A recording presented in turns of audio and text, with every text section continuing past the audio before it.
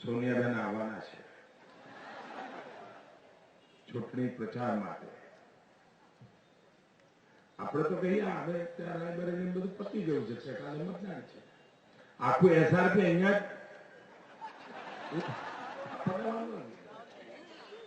અને સોનિયાબેન મારી વિનંતી છે,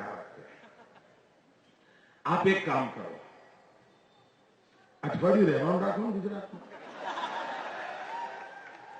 કેમ કેવું રહે? આવો અમારા ગુજરાતની મહેમાનગતિ તો જુઓ બેન. અને કોંગ્રેસ વાળા ન રાખીએ કે ચિંતા ના કરતા મારું ગુજરાત સાચો સ્ટાફ.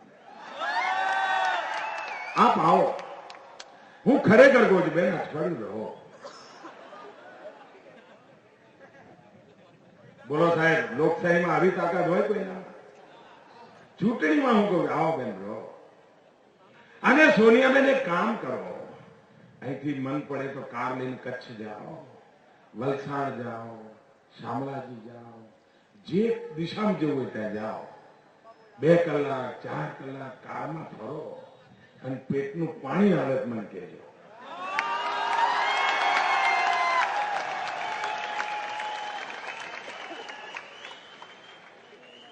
અને સોનિયાબેન એક કામ કરો, તમે અમારા ગુજરાતમાં ફરતા હો ત્યારે જરા વિચાર કરજો કે રાયબરેલી અમેઠીની તુલનામાં અમે ક્યાં ક્યાં પાછળ રહી ગયા છીએ. કારણ ઇન્દિરાજીના જમાનાથી રાયબરેલી પર તમે રાજ કરો છો. 40 વર્ષથી તમારા કુટુંબ પાસે રાયબરેલી અમેઠી છે. દિલ્હીની સલ્તનત તમારી પાસે રહી છે. અનેક વર્ષો સુધી ઉત્તર પ્રદેશમાં તમે રાજ કર્યું છે. તો રાયબરેલી અમેઠી અમારા ગુજરાત કરતા ખૂબ સમૃદ્ધ હશે. ત્યાંના રસ્તા સરસ હશે, ત્યાં તો બધી લીલી વાડીઓ હશે. તો બેન, અમારે ત્યાં કઈ ખૂટતું હોય તમને કહેજો ને. આપણી પોઝિટિવ વાત છે ને, આમાં કોઈ રાજકીય ટીકા ટિપ્પણી છે? આપણે નિમંત્રણ આપીએ છીએ. અને બેન, અમારા ગુજરાતનો વિકાસ જુઓ. અને જો સારું લાગે તો તમારે રાયબરેલીમાં અમેઠીમાં અમલ કરજો. અને સોનિયાબેન, આપ ચૂંટણીમાં થાક્યા હશો, આપ પધારો. તમે જાહેરાત કરી છે મનમોહનસિંહજી કે અમે એમ કે ચૂંટણી આવીશું તો આખા દેશમાં બ્રોડબેન્ડ કનેક્ટિવિટી કરીશું, એવું કહ્યું છે. હવે કરશે એવું કહ્યું છે. સોનિયાબેન, તમને આવો પહેલા હું કહી રાખું, અમારા ગુજરાતમાં 18,000 ગામમાં બ્રોડબેન્ડ કનેક્ટિવિટી થઈ ગઈ છે.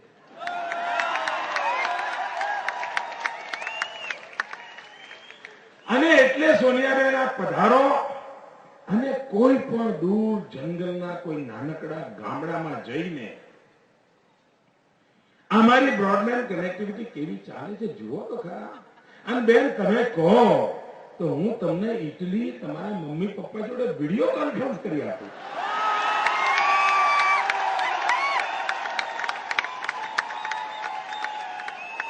આ ચૂંટણીમાં તમે આટલું થાક્યા હશો, વિડીયો કોન્ફરન્સ થી પીએરિયાઓ જોડે વાત થાય, તમારો થાક ઉતરી જશે. બેન, અમારા ગામડામાંથી ઇટલીમાં વાત થઈ શકે છે, વિડીયો કોન્ફરન્સ થઈ શકે છે. અમારા ગુજરાતનો વિકાસની વાત છે. આપ આવો, જુઓ, પણ મહેરબાની કરીને આવીને કોકનું લખેલું ભાષણ વાંચીને અમારા ગુજરાતને ચૂંટલા ખણવાનું કામ ના કરતા.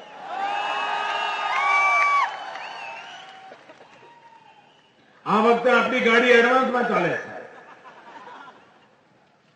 કારણ ગઈ ચૂંટણીમાં આવ્યા હતા, હજુ એમને પસ્તાવો પૂરો નથી થયો કે આવું કેમ થઈ ગયું.